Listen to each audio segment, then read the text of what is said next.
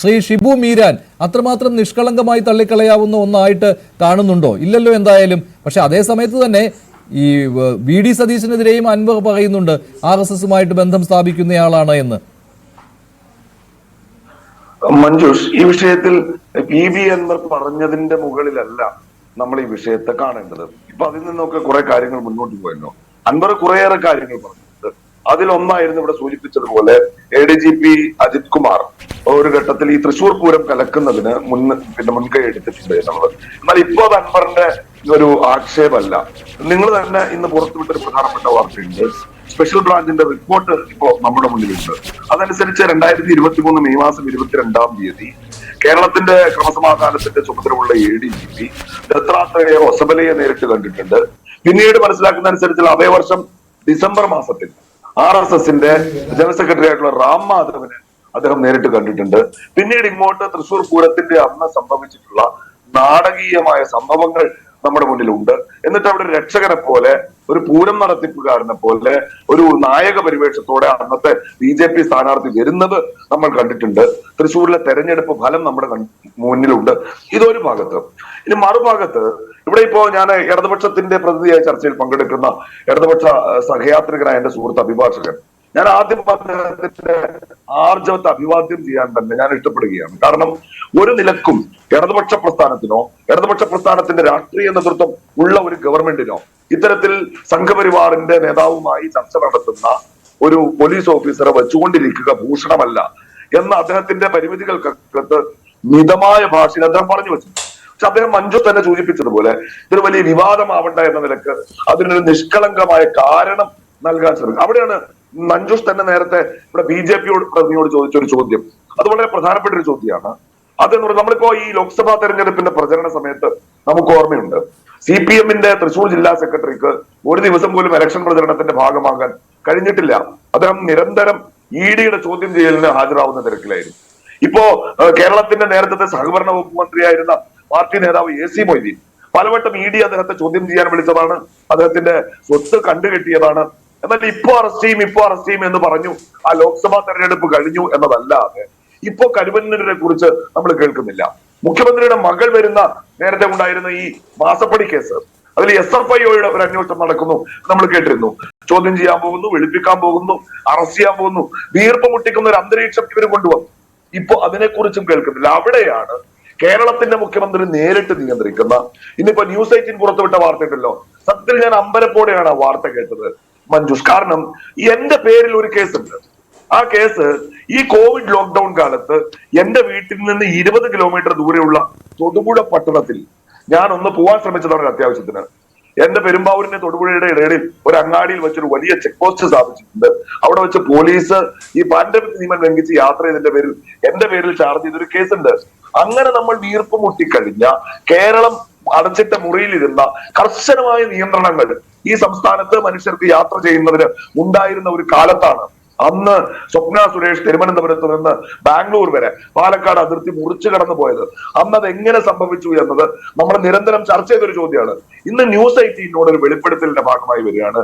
അവിടെ check post clear ചെയ്തത്, വഴിയിൽ മുഴുവൻ പോലീസുകാർ ഒരുക്കി കൊടുത്തത് അജിത് കുമാർ ആയിരുന്നു. ആരുടെ നിർദ്ദേശപ്രകാരമായിരുന്നു? ശിവശങ്കറിന്റെ നിർദ്ദേശപ്രകാരമായിരുന്നു. ആരാണ് ശിവശങ്കർ? മുഖ്യമന്ത്രിയുടെ നേതൃത്വത്തെ ഉണ്ടായിരുന്ന പ്രിൻസിപ്പൽ സെക്രട്ടറി. സ്വർണ്ണക്കടത്ത് കേസിൽ പ്രതിയായി വന്നാൽ ഇപ്പൊ ലിങ്കുകളൊക്കെ കറക്റ്റ് ആണല്ലോ. അൻവർ പറഞ്ഞതിനപ്പുറത്തേക്ക് പോയില്ലേ? ശരി, അൻവർ പറഞ്ഞതിനപ്പുറത്തേക്കാണ് കാര്യങ്ങൾ. എന്നാലും MR അജിത് കുമാറിന്റെ പേര് അൻവർ പറഞ്ഞത് കൊണ്ട് ഈ കാര്യങ്ങൾ വീണ്ടും ഈ ചർച്ചയിലേക്ക് വരാൻ ഇടയായി. സരിത്ത് ഡാൻ കുര്യൻ ഞങ്ങളുടെ പ്രതിനിധിയുമായിട്ട് സംസാരിച്ച ആ ഓഡിയോ ഇപ്പോൾ കേൾക്കാം. ഞെട്ടിക്കുന്ന കാര്യങ്ങളാണ് പറഞ്ഞത്. ഷിബു മീരാൻ പറഞ്ഞതുപോലെ ആ സമയം കൂടി ഓർക്കണം. ലോക്ക്ഡൌൺ സമയമായിരുന്നു അത്. ആ സമയത്താണ് അതിർത്തി കടന്ന് പോകുവാനായിട്ട്, അത് സ്വപ്ന സുരേഷിനും സന്ദീപ് നായർക്കും പോകുവാനായിട്ടുള്ള സൗകര്യം ഒരുക്കി കൊടുത്തത് ഈ MR അജിത് കുമാറാണ്. ആ സരിത്ത് പറഞ്ഞ ആ ഓഡിയോ, സംസാരിച്ചതിന്റെ ആ ഓഡിയോ ഇപ്പോൾ കേൾക്കാം. ശിവശങ്കർ നമ്മുടെ ഈ പ്രശ്നങ്ങൾ തുടങ്ങണമെന്ന് പറഞ്ഞത് അജിത് കുമാർ എന്ന് പറയുന്നത് ശിവശങ്കറിന്റെ ഏറ്റവും വലിയ അടുത്ത ദോസ്താണ് ഈ MR അജിത് കുമാർ സാർ. ആ സമയത്ത് ADGP റായി ചെയ്തായിരുന്നു. അതെ, ADGP ആയിരുന്നു. വിജിലൻസിന്റെ തലപ്പത്തായിരുന്നു അദ്ദേഹം അപ്പോൾ ഉണ്ടായിരുന്നത്. ഓക്കെ, നമ്മുടെ അറസ്റ്റ് ആവുന്ന സമയത്തും പുള്ളി എവിടെയാണെന്ന് എനിക്ക് അറിയത്തില്ലായിരുന്നു. വിജിലൻസിലായിരുന്നു. Okay, IPS Ajith Kumar IPS ഇതാണ് പുള്ളിയുടെ ഫോണിലിട്ടേക്കുന്നത്. ഓക്കെ. ഈ പുള്ളിയായിട്ട് നല്ല ദോസ്താണ്. എന്ത് കാര്യങ്ങളുണ്ടായാലും ശരിയല്ല, അതിപ്പോ അജിത്ത് നമ്മുടെ കാര്യങ്ങളെ സഹായിച്ചോളൂ എന്ന് ശിവശങ്കർ സാർ നിങ്ങളോട് പറഞ്ഞിരുന്നു. തീർച്ചയായിട്ടും. ഈ വിവാദം ഉണ്ടായതിനു ശേഷം, അതായത് ഈ നിങ്ങൾ കസ്റ്റഡിയിലായതിനു ശേഷം, അതിന് മുന്നേ കസ്റ്റഡിയിലാവുന്ന മുന്നേ അതിന് മുന്നേ പറഞ്ഞിട്ടുണ്ടായിരുന്നു, നമ്മുടെ കാര്യങ്ങൾ നടക്കുമ്പോഴത്തേക്ക് പറഞ്ഞിട്ടുണ്ടായിരുന്നു. അജിത് കുമാർ IPS എന്റെ ഏറ്റവും വലിയ ദോസ്താണ്. നിങ്ങൾക്ക് പോലീസ് വിഷയം എന്തായാലും നിങ്ങൾ എന്നെ വിളിച്ച് പറഞ്ഞു, അജിത് കുമാറിന്റെ കൊണ്ട് ഞാൻ എല്ലാം സോൾവ് ചെയ്ത് പറഞ്ഞിട്ടുള്ളതാണ്. ഓക്കെ എന്നായിരുന്നു M ശിവശങ്കർ നിങ്ങളോട് പറഞ്ഞിരുന്നു. അതെ അതെ അതെ. അത് കഴിഞ്ഞ ശേഷം ഇതേപോലെ തിരിച്ചു വന്ന ശേഷം ഞാൻ കസ്റ്റഡിയിൽ നിന്ന് പോയി തിരിച്ചു വന്ന ശേഷം ഞാൻ അറിഞ്ഞിട്ടുള്ളതാണ്. ഞാൻ സമയത്ത് പ്ലീസ് ജസ്റ്റ് ലിസൺ. ഞാൻ കസ്റ്റഡിയിലായ സമയത്ത് ഞാൻ കസ്റ്റംസ് കസ്റ്റഡിയിലായിരുന്നു. ആ സമയത്താണ് സ്വപ്നയും കൊണ്ട് സന്ദീപ് ഇവിടുന്ന് ട്രിവാൻഡ്രത്ത് നിന്ന് ബാംഗ്ലൂർ വരെ എത്തുന്നത്. ആ എത്തുന്ന സമയത്ത് സന്ദീപിനെ ഫുൾ ഇൻസ്ട്രക്ഷൻ കൊടുത്തുകൊണ്ടിരുന്നത് സന്ദീപിന്റെ ഫോണിൽ വിളിച്ചത് ശിവശങ്കർ സാറായിരുന്നു. ശിവശങ്കർ സന്ദീപിന്റെ പറഞ്ഞിട്ടുണ്ടായിരുന്നു, അജിത്ത് പറഞ്ഞിട്ടുണ്ട് നിങ്ങൾ ഈ വഴി പോയാൽ മതി, നിങ്ങൾ ഈ ചെക്ക് പോസ്റ്റ് വഴി പോയാൽ മതി, അവിടെ അജിത്ത് എല്ലാം ക്ലിയർ ചെയ്തിട്ടുണ്ട്.